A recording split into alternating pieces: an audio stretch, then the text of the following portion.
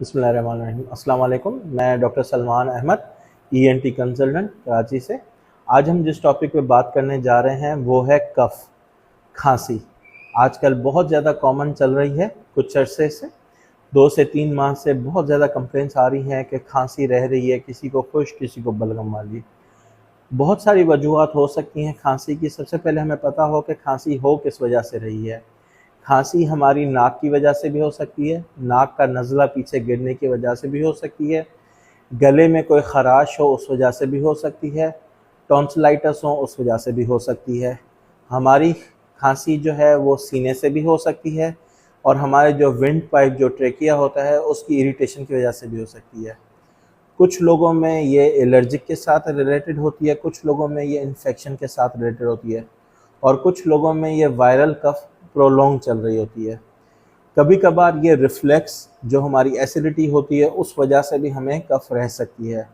और रेयरली कुछ बच्चों में अगर फॉरेन बॉडी गले में हो या सीने में हो तो उस वजह से भी कफ रह सकती है। ये तो हुई मुख्तलिफ वजूहात हमारे खांसी करने की। अब हमें पता हो कि खांसी के टाइप्स कितने हैं। खांसी खुश्क होती है, खांसी बलगम वाली होती है। कुछ खांसी होती है जो हमारे बोलते हुए होती है और कुछ खांसी होती है जो हमें रात के टाइम में ज़्यादा हो जाती है। कुछ खांसी हमारी दवा की वजह से भी हो सकती है। तो हमें जब भी अगर खांसी 1 महीने या 15 दिन से ज़्यादा हो तो हमें डॉक्टर से रुजू कर लेना चाहिए, ये मालूम करने के लिए कि आया आपकी खांसी नाक से है, गले से है, सीने से है या दवा की वजह से है या किसी और वजह से है।